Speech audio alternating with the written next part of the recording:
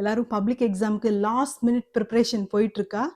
சரி, இந்த பப்ளிக் எக்ஸாமில் இங்கிலீஷ் எக்ஸாமில் எப்படி 90 அவுட் ஆஃப் 90 எடுக்கலாம் அப்படிங்கிறதான் இந்த வீடியோவில் நம்ம பார்க்க போகிறோம். At the end of the session நான் வந்து உங்களுக்கு ஒரு பப்ளிக் எக்ஸாம் ஒரு ஆன்சர் ஸ்கிரிப்ட் வந்து பழைய ஆன்சர் ஸ்கிரிப்ட் வந்து ஷேர் பண்ணுறேன். அது வந்து 88 அவுட் ஆஃப் 90 எடுத்த பேப்பர்.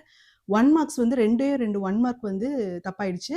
மற்றது பேராகிராஃப்ஸ் எல்லாத்துலேயுமே வந்து ஃபுல் மார்க்ஸ் ஸ்கோர் பண்ண ஒரு paper at the end of the video வந்து உங்களுக்கு ஷேர் பண்ணுறேன். அப்புறம் எப்படி நம்ம பப்ளிக் எக்ஸாமுக்கு ரெடி ஆகலாம் அப்படிங்கிறது தான் இந்த வீடியோவில். சைட் பை சைடாக நம்ம வந்து ஆன்சர் கீ வச்சு எப்படி நம்ம ரெடி ஆனால் ஃபுல் மார்க்ஸ் வாங்கலாம் அப்படிங்கிறது தான் நம்ம பார்க்க போகிறோம்.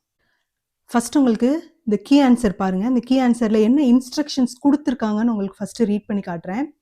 Answers written only in black or blue ink should be evaluated. ஏதாவது ஒரு இங்க்கில் தான் யூஸ் பண்ணணும்னு சொல்லியிருக்காங்க.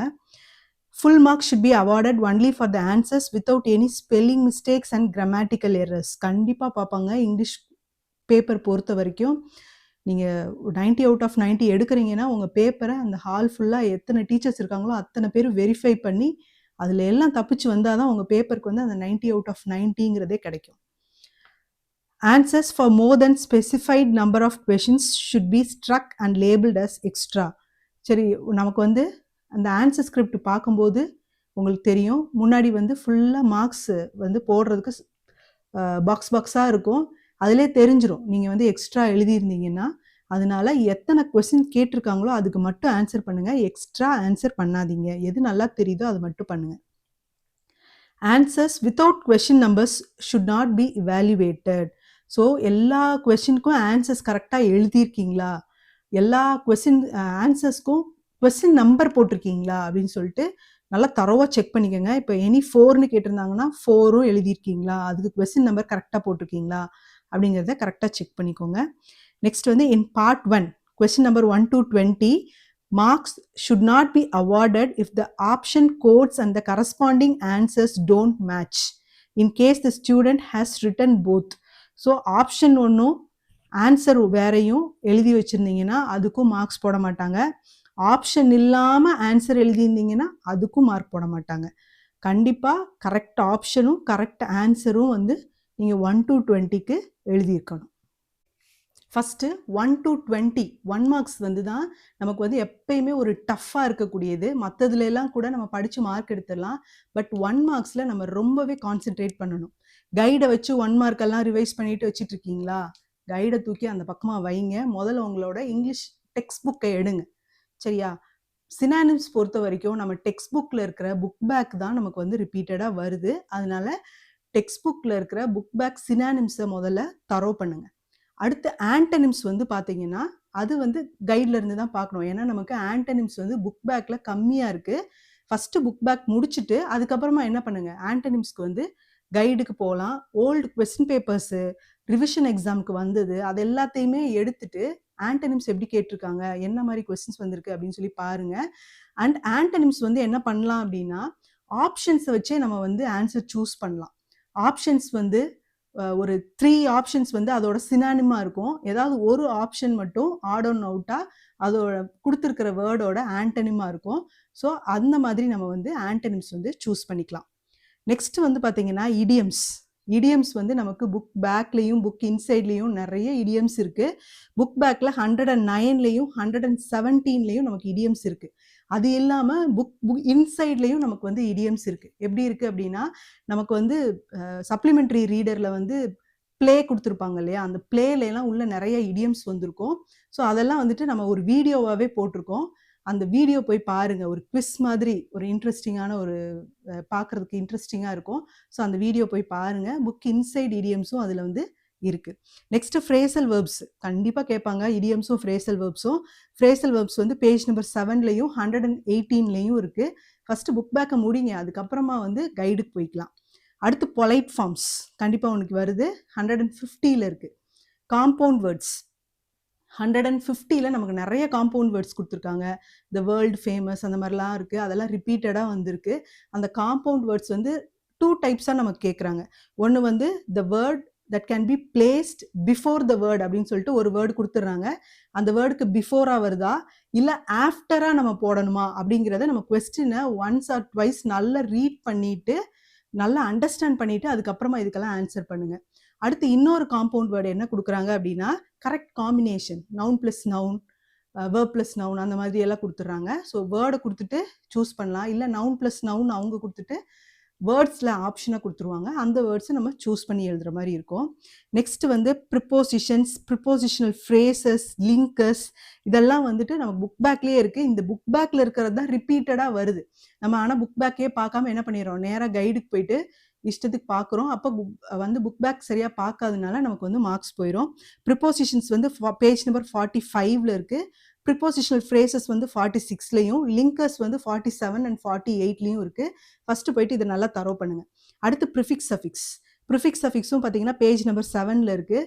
நமக்கு ப்ரிஃபிக்ஸ் சஃபிக்ஸ் தானே ரொம்ப ஈஸி, இதில் என்ன வரப்போகுது அப்படின்னு நினைக்காதீங்க. போயிட்டு நிறைய ப்ரிஃபிக்ஸ் சஃபிக்ஸ் வந்து பாருங்கள். ஒரு சிலது நமக்கே வந்து வேறு மாதிரி நம்ம கெஸ் பண்ணி வச்சுருப்போம், ஆனால் அங்கே ஆன்சர் வேறு மாதிரி இருக்கும். அதனால அப்புறம் எக்ஸ்பேன்ஷன் ஆஃப் த அப்ரிவியேஷன், அது வந்து நமக்கு வந்து புக் பேக்கில் ரொம்ப கம்மியாக இருக்குது. 139ல் வந்து கொடுத்துருக்காங்க. அதில் வந்து RAW ராலாம் ஒரு தடவை அங்கேருந்து எடுத்து கேட்டிருந்தாங்க. அது வந்து சப்ளிமெண்ட்ரி ரீடரோட புக் பேக்கில் இருக்கிறதுனால நம்ம என்ன பண்ணுறது இல்லை, அதை பெருசாக நம்ம பார்க்குறதே இல்லை, விட்டுடுறோம். ஸோ அதை வந்து கண்டிப்பாக நம்ம கைடில் தான் பார்க்கணும். நெக்ஸ்ட்டு வந்து பேஜ் நம்பர் 138ல் ஒரு எக்ஸசைஸ் இருக்குது. என்ன அப்படின்னா look at the following expressions and match them with their meaning அப்படின்னு சொல்லிட்டு ஒன்று இருக்குது. அதை நம்ம கவனிக்கவே மாட்டோம், ஏன்னா அதுவும் சப்ளிமெண்ட்ரி ரீடரோட புக் பேக்கில் இருக்குது. ஸோ அதையும் போய் என்னன்னு பாருங்கள். நெக்ஸ்ட் வந்து கொஸ்டின் டேக். கண்டிப்பாக எல்லா கொஸ்டின் டேக் இல்லாத கொஸ்டின் பேப்பரே கிடையாது. அந்த மாதிரி வந்து கொஸ்டின் டேக் வந்து எல்லா கொஸ்டின் பேப்பர்லையும் இருக்குது. பேஜ் நம்பர் 81ல் நமக்கு வந்து புக் பேக்லேயே இருக்குது. அதை ஃபஸ்ட்டு போய் பாருங்கள். நெக்ஸ்ட் வந்து டென்ஸு மாடல்ஸ். இதில் டென்ஸ் வந்து பார்த்தீங்கன்னா ஃபர்ஸ்ட் லெசன் புக் பேக்கில் பேஜ் நம்பர் 11 and 12 இருக்குது. அது வந்து அதுலேருந்தே வந்து புக் பேக்லேருந்தே நமக்கு வந்து கொஷின்ஸ் வந்து வந்திருக்கு. ஸோ அதனால் அதையும் போய் கண்டிப்பாக பார்க்கணும். மாடல்ஸ் வந்து பேஜ் நம்பர் 14ல் இருக்குது. நெக்ஸ்ட் வந்து கிளிப்பிங் வந்து நமக்கு டெக்ஸ்ட் புக்கில் இல்லை. எங்கே இருக்குது, 11th டெக்ஸ்ட் புக்கில் இருக்குது. அது போய் ஒரு வாட்டி ரிவைஸ் பண்ணுங்கள், அப்புறம் கைடில் பாருங்கள். நெக்ஸ்ட் பிளெண்டிங் வந்து நமக்கு இருக்குது, நம்ம டெக்ஸ்ட் புக்கில் இருக்குது. பேஜ் நம்பர் 72ல் இருக்குது, அப்புறம் 150ல் இருக்குது. ரெண்டையும் போய் ஒரு வாட்டி பாருங்கள். நெக்ஸ்ட்டு அமெரிக்கன் இங்கிலீஷ், அது புக் பேக்கில் இருக்குது, 182ல் இருக்குது. அப்புறம் கண்டிஷனல் கிளாஸ் ரொம்ப ரேராக கேட்டுடுறாங்க, கண்டிஷனல் கிளாஸையும் இஃப் கிளாஸ். ஸோ அது பேஜ் நம்பர் 124ல் நமக்கு ஒரு ஃபில்லப் எக்ஸசைஸாகவே இருக்குது. ஸோ அதையும் போய் பாருங்கள். ஆர்டிகல்ஸ் அண்ட் டிட்டர்மினர்ஸ் 157ல் இருக்குது பேஜ் நம்பர், அதையும் பாருங்கள். அடுத்து வந்து நம்ம புக் பேக்கில் இல்லாத ஒன்று என்னென்னா ஸ்பெல்லிங் கேட்குறாங்க. ஒரு 4 ஆப்ஷன்ஸ் கொடுத்துட்டு இதில் எது கரெக்ட் ஸ்பெல்லிங்னு கேட்குறாங்க, இல்லைன்னா எது கரெக்ட் இல்லை தப்பாக இருக்குது அப்படின்னு சொல்லி கேட்குறாங்க. முதல்ல கொஸ்டினை நல்லா ரீட் பண்ணுங்கள். விச் இஸ் நாட் கரெக்டுன்னு இருக்கா, இல்லைனா விச் இஸ் கரெக்டுன்னு இருக்கான்னு முதல்ல பாருங்கள். அப்புறம் என்ன வேர்ட்ஸ் கொடுத்துருக்காங்கன்னு கீழே நல்லா ரீட் பண்ணி பாருங்கள். அந்த ஸ்பெல்லிங்கை பார்க்காதீங்க. பார்க்காம இப்போ என்ன வேர்டு, இப்போ ரிசீவ் அப்படின்னு ஒரு வேர்டு இருக்குது அப்படின்னா அதை பார்த்தோன்னே தெரிஞ்சிடும். அது ஸ்பெல்லிங் கரெக்டாக இருந்தாலும் தப்பாக இருந்தாலும் நமக்கு வந்து பார்த்தோன்னே அது ரிசீவ் தான் அப்படிங்கிறத நம்ம பிரெயின் வந்து ஐடென்டிஃபை பண்ணிடும். அப்போ ஸ்பெல்லிங் நீங்கள் முதல்ல சொல்லி பாருங்கள், அந்த ஸ்பெல்லிங் தான் அங்கே கொடுத்துருக்காங்களா அப்படிங்கிறத செக் பண்ணுங்கள். ஏன்னா அங்கே போயிட்டு ஸ்பெல்லிங் பார்த்தீங்கன்னா அவங்க கன்ஃபியூஸ் பண்ணுற மாதிரி தான் ஸ்பெல்லிங்கே இருக்கும். RECIEVEன்னு கொடுத்துருப்பாங்க, இல்லைன்னா RECEIVE ஏதாவது கரெக்ட் ஸ்பெல்லிங்காக இருக்கலாம், இல்லைனா ராங் ஸ்பெல்லிங்காக கூட இருக்கலாம். நம்ம அதை பார்த்தோன்னே ஒரு நிமிஷம் கன்ஃபியூஸ் ஆயிரும். ஸோ ஸ்பெல்லிங் பொறுத்த வரைக்கும் ஃபஸ்ட்டு ஸ்பெல்லிங் என்னன்னு நீங்கள் ஒரு தடவை நல்லா சொல்லி பார்த்துட்டு அதுக்கப்புறமா ஸ்பெல்லிங்கை பாருங்கள், கொடுத்துருக்குற ஸ்பெல்லிங்கை. நெக்ஸ்ட் வந்து சென்டென்ஸ் பேட்டர்ன். எல்லா கொஸ்டின் பேப்பர்லேயும் சென்டென்ஸ் பேட்டர்ன் இருக்குது, ஆனால் நம்ம புக் பேக்கில் இல்லவே இல்லை. ஸோ சென்டென்ஸ் பேட்டர்ன் நீங்கள் லோயர் கிளாஸ்லேருந்து படிச்சுட்டு தான் வந்திருப்பீங்க, ரொம்ப ஈஸி தான். அதையும் ஒரு வாட்டி பார்த்துருங்க. ஸோ இதெல்லாம் பார்த்துட்டாலே நமக்கு வந்து என்ன ஆயிரும், 1 மார்க்கில் வந்துட்டு 20 out of 20 வாங்கிடலாம். ஃபஸ்ட்டு புக் பேக்கில் இருக்கிறத தரோ பண்ணுங்க. அதுக்கப்புறமா நம்ம வந்து என்ன பண்ணலாம், கைடுக்கு போயிட்டு எக்ஸ்ட்ராவாக ரிவைஸ் பண்ணிக்கலாம். அதுதான் என்னோட அட்வைஸ். ஏன்னா புக் பேக்கில் இருந்து தான் நிறையா வருது, நம்ம அதை ரியலைஸ் பண்ணுறதே கிடையாது. Next question number 21 to 26 appreciation questions. இது வந்து பார்த்தீங்கன்னா மோஸ்ட்லி புக் பேக்கில் இருந்து தான் நமக்கு வருது. ஏதாவது ஒன்று வந்து புக் இன்சைட் வரும், ஆனால் எனி 4 தானே கேட்குறாங்க. அதனால நம்ம வந்து அது சாய்ஸில் விடுற மாதிரி தான் இருக்கும். ஸோ அதனால் நம்ம என்ன பண்ணலாம், முதல்ல புக் பேக்கை மட்டும் நல்லா தரோ பண்ணிக்கலாம். Next the most important section என்னன்னா செக்ஷன் 2, ஆன்சர் எனி 3 கொஸ்டின்ஸ். என்னன்னா கிராமர், 2 மார்க்ஸ் கிராமர். ஸோ அது வந்து ரொம்ப ரொம்ப இம்பார்ட்டண்ட். நமக்கு வந்து கிராமர் எக்ஸசைஸ் நல்லா தெரிஞ்சிருக்கணும். ரிப்போர்ட்டட் ஸ்பீச் ஃபஸ்ட்டு எடுத்தோடனே வர்றது அதுதான். ரிப்போர்ட் த ஃபாலோயிங் டயலாக்னு கொடுத்துருவாங்க. டயலாக் மாதிரி இருக்கும். ஒரு சிலர் என்ன பண்ணுவாங்கன்னா, ஏதோ டயலாக் ரைட்டிங் கேட்டிருக்காங்க. அந்த மாதிரி நிறைய பேப்பர்ஸை நானே வந்து பார்த்துருக்கேன். டயலாக் ரைட்டிங் நினச்சிட்டு டயலாகை ஃபில் பண்ணி வச்சுருப்பாங்க. டயலாகாக எழுதி வச்சுருப்பாங்க. ரிப்போர்ட் அப்படின்னு பார்த்தோன்னே நீங்கள் என்ன கண்டுபிடிச்சிடணும், அது வந்து டைரக்ட் டு இன்டைரக்ட் அப்படிங்கிறது. ஸோ டைரக்ட் ஸ்பீச் அங்கே கொடுத்துருப்பாங்க. இன்டைரக்ட் ஸ்பீச் நம்ம வந்து எழுதுகிற மாதிரி இருக்கும். ஸோ அது வந்து டயலாக்ஸாகவும் இருக்கலாம், இல்லைன்னா ஒரே சென்டென்ஸ் கொடுத்து நம்ம சேஞ்ச் பண்ணவும் சொல்லலாம்.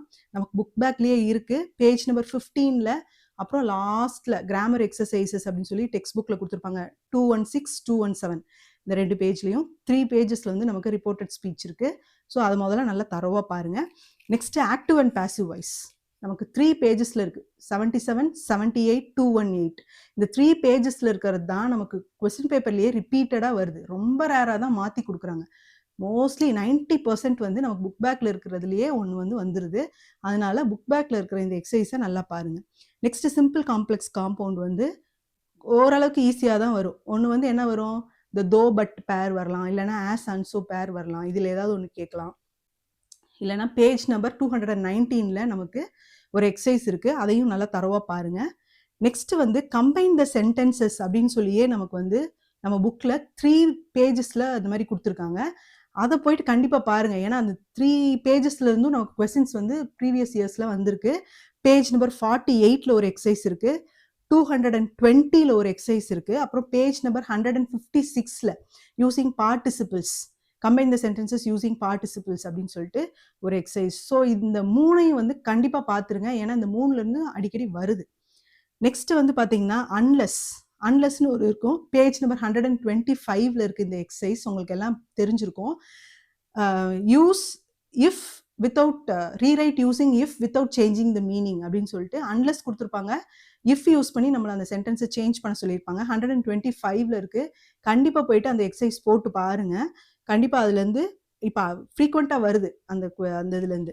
அப்புறம் இன்வர்ஷன் ஆஃப் கண்டிஷனல் கிளாஸ் அது வந்து நமக்கு வந்து 11th தான் வந்துட்டு இருந்துச்சு. அவ்வளோவா வர்றதில்லை. அதுக்காக வராது அப்படின்னு சொல்லி நம்ம விட்டுறக்கூடாது. என்னது, இஃப்பை எடுத்துட்டு ஹேடு, ஷுட்டு இல்லைன்னா வேர் என்ன பின்னாடி வருதோ அதை எடுத்து இஃப்க்கு பதிலாக முன்னாடி போட்டு எழுதணும். இன்வர்ஷன் ஆஃப் கண்டிஷனல் கிளாஸ் அது வரலாம். இல்லை அப்படின்னா 2 சென்டென்ஸ் கொடுத்துட்டு combine the sentences using if அப்படின்னு கூட கண்டிஷனல் கிளாஸ் கூட நமக்கு வரலாம். ஸோ இதெல்லாம் தான் 2 மார்க்ஸ்க்கு கிராமருக்கு கண்டிப்பாக தரவாக இருக்கணும். நம்ம சரி இதை சாய்ஸில் விட்டுக்கலாம், இப்போ ஆக்டிவ் பாசிவ் எனக்கு கஷ்டமாக இருக்குது, சாய்ஸில் விட்டுக்கலாம் அப்படின்னு நம்ம ஒரு முடிவுக்கு வரவே கூடாது. கண்டிப்பாக இது எல்லாத்தையுமே பார்க்கணும். ஏன்னா ஏதாவது ஒன்று டஃப்பாக வந்துட்டா கூட நமக்கு சாய்ஸில் விட்டுட்டு வேற ஒன்று எழுதுறதுக்கு நமக்கு தெரிஞ்சிருக்கணும். நெக்ஸ்ட் வந்து இஆர்சி பார்ட் 3ல் செக்ஷன் 1 இஆர்சி நமக்கு புக் பேக்கில் தான் வரும்னு இஆர்சி சொல்லவே முடியாது. ஏன்னா புக்கின் சைடும் நிறையா வருது. இஆர்சிக்கு நான் க்ளூ வேர்ட்ஸ் அப்படின்னு சொல்லிட்டு ஒரு வீடியோவே போட்டிருக்கேன். அதை போயிட்டு பாருங்கள். இஆர்சி உங்களுக்கு ரொம்ப ஈஸி ஆகிடும். சரிங்களா, ஒரு கண்டினியூஸாக இது பண்ணி ஞாபகம் வச்சுக்கலாம். இப்போ இங்கே பாருங்கள், இந்த இஆர்சிக்கு வந்து எப்படி மார்க்ஸ் அலாட் பண்ணியிருக்காங்கன்னு. Name of the poem, name of the poet, அடுத்து ரெலவெண்ட் எக்ஸ்பிளனேஷன். போதும், அவ்வளோதான். அதுக்கு ஒரு mark. Name of the poem எழுதிட்டா ஒரு mark, name of the poet எழுதிட்டா ஒரு மார்க்கு, அடுத்து எக்ஸ்பிளனேஷன் வந்து ஒரு ரெலவெண்ட்டாக ஒரு நல்ல எக்ஸ்பிளனேஷன் கொடுத்துட்டா அதுக்கு ஒரு மார்க்கு. ஸோ நீங்கள் வந்து என்ன பண்ணலான்னா, இஆர்சிக்கு வந்து காமன் இஆர்சி ஒன்று சிம்பிளாக படித்து வச்சுட்டு கொடுத்துருக்கிற லைனை நீங்களே ஈஸியாக என்ன பண்ணலாம், சும்மா ஒரு லைனில் எக்ஸ்பிளைன் பண்ணால் கூட போதும். சரிங்களா, காமன் இஆர்சி ஒன்று படித்து வச்சுக்கிறீங்க. அப்புறம் கிவன் லைனை வந்து ஒரு லைனில் நீங்களே எக்ஸ்பிளைன் பண்ணிக்கலாம் ஓனா. அதுக்கு வந்து கண்டிப்பாக மார்க் போட்டுருவாங்க. நெக்ஸ்ட் வந்து பார்த்தீங்கன்னா 3 மார்க்ஸ். 3 மார்க்ஸ் வந்து நிறைய இருக்குது. ஆனால் அதுலேருந்து வந்து நம்ம 2 தான் எழுத போகிறோம். அவுட் ஆஃப் 3 ஒன்று சாய்ஸில் விட்டுட்டு 2 தான் எழுத போகிறோம். பரவாயில்ல, அதுக்காக நம்ம படிக்காமல் இருக்க முடியாது. கண்டிப்பாக 3 மார்க்ஸ் வந்து புக் பேக்கில் இருக்கிறத கண்டிப்பாக படித்தே ஆகணும். அப்போ தான் நம்ம வந்து அது அட்டன் பண்ண முடியும். அட்லீஸ்ட் ஒரு 1 to 4 லெசன்ஸ்லேயாவது 3 மார்க்ஸ் வந்து என்ன பண்ணுங்க, படித்து வச்சுக்கோங்க. ஏதாவது 2 லெசன்ஸை வேணால் நம்ம வந்து ஸ்கிப் பண்ணலாம். அது கண்டினியூஸ் ஸ்கிப் பண்ணக்கூடாது. கண்டினியூஸாக வந்து படிக்கணும். பின்னாடி ஒரு 5-6 ஸ்கிப் பண்ணிக்கலாம். இல்லைன்னா 1 to 5 படித்து வச்சுக்கோங்க. அது எது உங்களுக்கு ஈஸி, ஏதாவது கஷ்டமாக இருக்குது ஒரு லெசன் நினச்சிங்கன்னா அதை வேணால் விட்டுட்டு மற்ற லெசன்லாம் படித்து வச்சுருங்க. நெக்ஸ்ட்டு செக்ஷன் 3 ப்ராவர்ப்ஸ் கண்டிப்பாக வருது. அடுத்து ரீஅரேஞ்ச் த ஜம்பிள் சென்டென்சஸ் அது வருது 3 மார்க்ஸில். ஸோ ப்ராவர்ப்ஸும் இந்த ஜம்பிள் சென்டென்சஸும் நல்லா தெரிஞ்சால் மட்டும் அட்டன் பண்ணுங்கள் முடிஞ்ச வரைக்கும். நல்லா ஒரு கெஸ்ட்ல எல்லாம் போட்டு அட்டெண்ட் பண்ணீங்கன்னா மார்க் போயிடும். அதனால கன்ஃபார்மா எனக்கு ஆன்சர் இதுதான் தெரியும் அப்படின்னா அட்டெண்ட் பண்ணுங்க. அடுத்து டிஸ்கிரைப் த ப்ராசஸ். அது வந்து நம்மளே ஓன்லாம் எழுதிக்கலாம். அது பாருங்க, அதுக்கெல்லாம் வந்து இந்த கீ ஆன்சர் பாருங்க எப்படியெல்லாம் கொடுத்துருக்காங்க அப்படின்னு சொல்லிட்டு. டிஸ்கிரைப் த ப்ராசஸ் வந்து நமக்கு 188ல ஒரு எக்ஸசைஸே இருக்கு. அந்த எக்ஸசைஸ் போயிட்டு ஒரு தடவை பாருங்க. அதுல இருந்தும் நமக்கு வந்து எக்ஸாம்ல வந்து வந்திருக்கு டிஸ்கிரைப் த ப்ராசஸ். ஸோ அது பாருங்க, ரெலவெண்டா இருக்கணும்.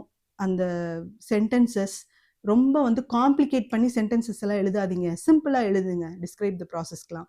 அடுத்து பை சார்ட். பை சார்ட்லாம் வந்தால் கண்டிப்பாக ஈஸியாக தான் இருக்கும், அண்டர்ஸ்டாண்ட் பண்ணிக்கிற மாதிரி தான் இருக்கும். அதனால பை சார்ட்லாம் கண்டிப்பாக அட்டன் பண்ணுங்க. நெக்ஸ்ட் வந்து paragraphs. 41 prose, 42 poetry and 43 supplementary reader. First 3 யூனிட்ஸோட பேராகிராஃப், 4th யூனிட்டும் படிச்சிருங்க. பட் ஃபஸ்ட்டு 3யையும் வந்து என்ன பண்ணுங்க, நல்லா தரோவாக படிச்சிருங்க. படிச்சுட்டு எழுதி பார்த்துருங்க மிஸ்டேக் இல்லாமல். ஒரே பேராகிராஃபாக எழுதுங்க. சப்ஹெட்டிங்ஸ்லாம் போட்டுட்டு இந்த எஸ்ஏ டைப்லாம் எழுதுனீங்கன்னா கண்டிப்பாக மார்க் போயிடும். நீங்கள் வந்துட்டு ஏதாவது மாரல், இந்த தீம் அந்த மாதிரிலாம் ஏதாவது எழுதி அட்ராக்டிவ் பண்ணலாம். கண்டிப்பாக பேராகிராஃப் லென்த்தியாக தான் இருக்கணும். ரொம்ப ஷார்ட்டாக எழுதுனீங்கன்னா கண்டிப்பாக மார்க் வராது. அதனால பேராகிராஃப் வந்து முடிஞ்ச வரைக்கும் லென்த்தியாக எழுதுங்க. ஆத்தர் பற்றி ஏதாவது கொஞ்சம் எழுதுங்க. அப்புறம் அந்த பேராகிராஃப் வந்து கொஸ்டினுக்கு ரிலேட்டடாக இருக்கிற மாதிரி கொஞ்சம் ஃபியூ லைன்ஸாவது இருக்கிற மாதிரி பார்த்துக்கோங்க. கண்டிப்பாக ஓவர் ரைட்டிங் இருக்கவே கூடாது. ஹேண்ட் ரைட்டிங் நீட்டாக இருக்கணும். ப்ரெசன்டேஷன் வந்து சூப்பர்பாக இருக்கணும். அப்படி பார்த்தோன்னே படிக்கிற பசங்க அப்படிங்கிற மாதிரி அந்த பேப்பரை பார்த்தோன்னே ஒரு இம்ப்ரெஷன் வந்து அந்த வேல்யூ பண்ணுற டீச்சருக்கு வரணும். அந்த மாதிரி இருக்கணும் உங்கள் பேப்பர். அப்புறம் கண்டிப்பாக பெலிக்கன் யூஸ் பண்ணவே பண்ணாதீங்க. ஏன் அப்படின்னா, நான் நிறைய பேப்பர்ஸில் பார்த்துருக்கேன். பெலிக்கன் யூஸ் பண்ணிட்டா அந்த இடம் வந்து உங்களுக்கு தெரியாது. அதுக்கப்புறம் நாளாக பேப்பர் வேல்யூ பண்ண வர்றப்ப என்ன ஆயிடுது அப்படின்னா, அந்த பிரிண்ட், அந்த எழுதியிருக்கிறது வந்து லெட்டர்ஸ் வந்து அப்படியே அழிஞ்சு போயிடுது. இந்த பக்கம் மட்டும் இல்லை, ஆப்போசிட் சைட்லேயும் என்ன ஆகுது, லெட்டர்ஸ் வந்து அழிஞ்சு போயிடுது. ஸோ இந்த மாதிரி தப்பெல்லாம் வந்து பண்ணவே பண்ணாதீங்க. பெலிக்கன் யூஸ் பண்ணாதீங்க. அப்படியே ஏதாவது தப்பாயிடுச்சுனாலும் இங்க் எரேசர் வச்சு லேசாக அழிச்சிட்டு எழுதுங்க. அடிச்சு வைக்கிறது, கிறுக்கி வைக்கிறது, அந்த மாதிரிலாம் பண்ணவே பண்ணாதீங்க. ஓவர் ரைட்டிங் கூட இருக்கவே கூடாது பேப்பரில். ஒரு இடத்துலையும் ஓவர் ரைட்டிங் இருந்தால் கூட டீச்சர்ஸ் என்ன பண்ணுறாங்க, அதை அப்படியே வேல்யூ பண்ணும்போது ரவுண்ட் பண்ணி அதுக்கெல்லாம் வந்து மார்க் குறைச்சிடறாங்க. லாங்குவேஜ் பொறுத்த வரைக்கும் சயின்ஸ் மாதிரி கிடையாது. To the point answers expect பண்ணவே மாட்டாங்க. கொஞ்சம் நல்லா இருக்கணும், லாங்குவேஜ் நல்லா இருக்கணும். பேராகிராஃப் பாருங்கள், எக்ஸப்ஷனலி குட் பேராகிராஃப்க்கு தான் வந்து 5 மார்க்ஸ் அவார்ட் பண்ண சொல்லியிருக்காங்க. மிஸ்டேக்ஸ் எதுவுமே இருக்கக்கூடாது. அப்போ மற்ற பேராகிராஃப்ஸை விட உங்கள் பேராகிராஃப் வந்து நல்ல ஒரு எக்ஸப்ஷனலி குட்டாக இருக்கணும். அப்போ தான் வந்து உங்களுக்கு வந்து 5 மார்க்ஸ் கிடைக்கும். நீங்கள் கைடில் இருக்கிறதையே அப்படியே ரீப்ரொடியூஸ் பண்ணீங்க அப்படின்னா வித்தவுட் மிஸ்டேக்ஸ் 4 மார்க்ஸ் தான் அவார்ட் பண்ண சொல்லி கொடுத்துருக்காங்க. ஸோ அதனால் உங்கள் பேராகிராஃபை கொஞ்சம் யூனிக்காக காட்டுங்க. சரிங்களா? ஏதாவது வந்துட்டு வொக்காபுலரி கொஞ்சம் டிஃப்ரெண்ட்டாக யூஸ் பண்ணுறதோ, இல்லை ஆத்தர்ஸை பற்றி எழுதுறதோ, இல்லை மாரல் கொஞ்சம் டிஃப்ரெண்ட்டாக நல்லா எழுதுறதோ, கேட்சியாக இருக்கிறதோ, அந்த மாதிரி ஏதாவது ஒன்று புதுசாக ட்ரை பண்ணுங்கள். அப்போ பேராகிராஃப்க்கு வந்து உங்களுக்கு ஃபுல் மார்க்ஸ் கிடச்சிரும். Next 44 summary writing, make notes. Summary நீங்கள் இதில் வந்து முக்கியமாக நம்ம ஒன்று இம்பார்ட்டண்ட்டாக பார்க்க வேண்டியது இருக்குது. என்ன அப்படின்னா, கொஸ்டினை நல்லா ரீட் பண்ணுங்கள். ரைட் அ சம்மரின்னு கேட்டிருக்காங்களா, இல்லை மேக் நோட்ஸ்ன்னு கேட்டிருக்காங்களா, இல்லை ரைட் அ சம்மரி ஆர் மேக் நோட்ஸ் கேட்டிருக்காங்களா அப்படின்னு பார்க்கணும். ஏன்னா முன்னாடி ப்ரீவியஸ் இயர்ஸ்லாம் கொஸ்டின் பேப்பரில் ரைட் அ சம்மரின்னு மட்டும் கேட்டுட்டாங்க. ஒரு சிலதில் மேக் நோட்ஸ்ன்னு மட்டும் கேட்டுட்டாங்க. ஒரு சிலர் வந்து அதை கவனிக்காமல் இஷ்டத்துக்கு எழுதி வச்சு மார்க்கெல்லாம் போயிருக்கு. ஸோ அதனால் கொஸ்டினை நல்லா ரீட் பண்ணிவிட்டு அதுக்கப்புறமா எழுதுங்க. சம்மரி ரைட்டிங்னா உங்களுக்கு நல்லா தெரியும். ரஃப் டிராஃப்ட் இருக்கணும், ஃபேர் டிராஃப்ட் இருக்கணும். பாருங்கள், இதில் கீ ஆன்சர் பாருங்கள். ரஃப் டிராஃப்டில் வந்துட்டு 1 மார்க் தான் போடுவாங்க. டைட்டில் எழுதுனீங்கன்னா அதுக்கு 1 மார்க் போடுவாங்க. அப்புறம் ஃபேர் டிராஃப்ட் வந்து 3 மார்க்ஸ் போடுறாங்க. ஸோ ஃபேர் டிராஃப்ட் வந்து மேக் இட்ஸ் ஸோ சிம்பிளாக இருக்கிற மாதிரி பாருங்கள். ரஃப் காப்பி யாருமே ரீட் பண்ண போகிறதில்ல. ஃபேர் காப்பியில் வந்து டு த பாயிண்ட், அதாவது இம்பார்ட்டன்ட் பாயிண்ட்ஸ் மட்டும் இருக்கணும். ரொம்ப டீவியேட் ஆகி எக்ஸாம்பிள்ஸு அது இதுன்னு இருக்கிறதெல்லாம் எடுத்து கட் பண்ணிவிட்டு இம்பார்ட்டண்ட்டாக அந்த பேசேஜில் என்ன சொல்லியிருக்காங்களோ அதை மட்டும்தான் நீங்கள் ஃபேர் டிராஃப்டில் எழுதணும். அப்புறம் number of words given in the passage, written in the passage அப்படின்னு சொல்லிட்டு அதுக்கெல்லாம் மார்க்ஸ் அவார்ட் பண்ண மாட்டாங்க. பட் ஆனால் நீங்கள் எழுதிருங்க, எதையுமே எழுதாமல் விட வேண்டாம். நெக்ஸ்ட்டு வந்து make notes. Make notes key ஆன்சரில் பாருங்கள், டைட்டில், சப்டைட்டில், அப்புறம் key points under the subtitle. இது வந்து நமக்கு புக் பேக்லேயே இருக்குது இந்த நோட் மேக்கிங் மெத்தடு. நீங்கள் வந்து 10th எழுதின மாதிரி ஒரு வேர்டு எழுதிட்டு ஒரு சின்ன ஹைஃபன் போட்டு இன்னொரு வேர்டு ஹைஃபன் அந்த மாதிரி போட்டிங்கன்னா மார்க்ஸே வராது. டைட்டிலுக்கு மட்டும்தான் ஒரு மார்க் வரும். ஏன்னா அந்த பேட்டர்னே நமக்கு கிடையாது. நமக்கு பேட்டர்னே டிஃப்ரெண்ட். மேக் நோட்ஸ் கூட நம்மக்கிட்ட இங்கிலீஷ் ஃபெனாட்டிக்ஸில் ஒரு வீடியோ இருக்குது, அதை போயிட்டு பாருங்கள், உங்களுக்கு நல்ல ஐடியா கிடைக்கும் மேக் நோட்ஸ் எப்படி எழுதலாம் அப்படின்னு சொல்லிட்டு. ஸோ கண்டிப்பாக மேக் நோட்ஸ் வந்து நம்மளோட பேட்டர்னில் தான் நம்ம வந்து கண்டிப்பாக எழுதணும். அதுக்கும் கண்டிப்பாக டைட்டில் கொடுக்கணும். டைட்டில், சப்டைட்டில்ஸ்க்கு கீழே கீ பாயிண்ட்ஸ். நெக்ஸ்ட் வந்து 45 லெட்டர் ரைட்டிங். லெட்டர் ரைட்டிங் வந்து என்னது? ஃபார்மல் லெட்டர் இருக்கும், இன்ஃபார்மல் லெட்டர் இருக்கும். ஏதோ ஒரு லெட்டர் ரைட்டிங் கேட்பாங்க, எது கேட்டாலும் நம்ம போயிட்டு அங்கே ஓன்ல எழுதலாம். உங்களுக்கு வந்து அந்த அளவுக்கு ஸ்கில் இருந்துச்சுன்னா கண்டிப்பாக ஓன்ல எழுதலாம். பட் பேஜ் நம்பர் 18ல நமக்கு ஒரு 9 லெட்டர் ரைட்டிங்ஸ் கொடுத்துருக்காங்க. அதுலேருந்து தான் நம்ம எக்ஸாமுக்கு ரிப்பீட்டடாக வருது. இந்த 2 லெட்டரில் ஏதாவது ஒரு லெட்டராவது கண்டிப்பாக அந்த 9 லெட்டர்ஸ்லேருந்து வந்துடுது.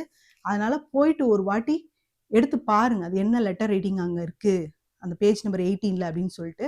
அப்புறம் லெட்டர் ரைட்டிங்க்கு எப்படி மார்க் அவார்ட் பண்ணியிருக்காங்கன்னு பாருங்க. கண்டிப்பாக வந்து எல்லாமே இருக்கணும். ஃப்ரம் டு, இது மோஸ்ட் ஆஃப் த ஸ்டூடெண்ட்ஸ் பண்ணுற தப்பு என்னன்னா, ஃப்ரம்முக்கு பக்கத்தில் டூக்கு பக்கத்துலலாம் வந்து பங்க்சுவேஷன் போட்டு வைக்கிறது, கமா செமிகோலன் இந்த மாதிரிலாம் போட்டு வைக்கிறது. அதில் எந்த பங்க்சுவேஷனும் வராது. எங்கே பங்க்சுவேஷன் வரும் அப்படின்னா, ரெஸ்பெக்டட் சார் இல்லைன்னா டியர் ஃப்ரெண்ட் அப்படின்னு போடுறோம் இல்லையா, அங்கே தான் அங்கே தான் வந்து பங்க்சுவேஷன் மார்க் கமா வரும். அடுத்து வந்து ஒரு ஃபார்மல் லெட்டராக இருந்துச்சுன்னா ஃப்ரம் டு, அடுத்து வந்து சப்ஜெக்ட்டு. அப்புறம் ஒவ்வொன்றுக்கும் அந்த மாதிரி தனித்தனியாக மார்க்ஸ் வந்து அவார்ட் பண்ணுறாங்க. அப்புறம் அட்ரஸ் ஆன் தி என்வலப் இருக்கா, இப்படி ஒவ்வொன்றுக்கும் தனித்தனியாக இந்த கீ ஆன்சர் பார்த்தீங்கன்னா உங்களுக்கே வந்து புரியும். ஸோ ஃபார்மல் லெட்டராக இருந்தால் எப்படி அவார்ட் பண்ணுவாங்க, இன்ஃபார்மலாக இருந்தால் எப்படி அவாய்ட் பண்ணுவாங்கன்னு சொல்லிட்டு இதில் பாருங்கள், இந்த கீ ஆன்சரில் பாருங்கள், உங்களுக்கு ஒரு கிளாரிட்டி கிடைக்கும். நெக்ஸ்ட்டு வந்து 46 வந்து என்னென்னா ஸ்பாட் தேரஸ் வந்து நமக்கு 5 பேஜஸில் நமக்கு புக் பேக்லேயே இருக்குது. 187, 188, 217, 221, 222 இந்த 5 பேஜஸ்லேயும் இருக்குது. அதையும் போய் பாருங்கள். ஸ்பாட் தேரஸ் வீடியோ நம்மளே ஒன்று போட்டிருக்கோம், அதையும் போயிட்டு பாருங்கள். எய்தர் ஆர் சாய்ஸில் வந்து பார்த்தீங்கன்னா homophones, modals, semi modals, tense form, gerundial form, relative pronoun என்ன வேணாலும் கேட்கலாம். ஸோ எது உங்களுக்கு ஏதாவது ஒன்றில் கான்சென்ட்ரேட் பண்ணி கூட நீங்கள் வந்து என்ன பண்ணலாம், போயிட்டு எழுதலாம். ஆனால் என்ன கேட்டால் ரெண்டையுமே நீங்கள் நல்லா தரவாக படிச்சுட்டு போகிறது நல்லது. ஏன்னா அங்கே ஏதாவது ஒன்றில் டஃப்பாக வந்துருச்சுன்னா கூட இன்னொரு ஆப்ஷனை என்ன பண்ணலாம், நம்ம சூஸ் பண்ணி எல்லாமே தெரிகிறத நம்ம எழுதிக்கலாம். நெக்ஸ்ட்டு 47 ஹின்ஸ், ஸ்டோரி டெவலப் பண்ணுறது. கண்டிப்பாக அதை அட்டன் பண்ணாதீங்க. எய்தர் ஆர் சாய்ஸில் வந்து ஒரு பேசேஜ் கொடுத்து கீழே கொஸ்டின்ஸ் கேட்டிருப்பாங்க இல்லையா, காம்ப்ரிஹென்ஷன் கொஸ்டின்ஸ், அதை அட்டன் பண்ணுங்கள். நல்லா ஒரு தடவைக்கு 2 தடவை பேசேஜ் நல்லா ரீட் பண்ணிவிட்டு அதுக்கப்புறமா ஆன்சர் பண்ணுங்கள். இந்த பப்ளிக் எக்ஸாம் ஆன்சர் ஸ்கிரிப்ட் பாருங்கள், 88 ஸ்கோர் பண்ணியிருக்காங்க அவுட் ஆஃப் 90. 1 மார்க்கில் தான் வந்து ஒரு 2 மார்க்ஸ் போயிருக்கு. மற்ற எல்லாத்துலேயுமே ஃபுல் மார்க்ஸ் வாங்கியிருக்காங்க. ப்ரெசன்டேஷன் பாருங்கள் எவ்வளோ நீட்டாக இருக்குதுன்னு சொல்லிட்டு. பேராகிராஃப்லேயும் எல்லாத்துலேயுமே பார்த்தீங்கன்னா 5 மார்க்ஸ் வாங்கியிருக்காங்க. அண்ட் இன்னொரு அட்வைஸ் என்ன உங்களுக்கு அப்படின்னா, பேராகிராஃபை ஸ்ப்ளிட் பண்ணி எழுதாதீங்க. கண்டிப்பாக எஸ்ஏ டைப்பில் எழுதாதீங்க, ஒரே பேராகிராஃபை எழுதுங்க. அதுதான் அட்வைஸ் பண்ணுறேன். அண்ட் நெக்ஸ்ட்டு வந்து பார்த்தீங்கன்னா, ப்ரெசன்டேஷன் ரொம்ப ரொம்ப முக்கியம். ஸோ முடிஞ்ச வரைக்கும் அடித்து எழுதாமல் நீட்டாக எழுதுங்க. All the best for your exams. Do well.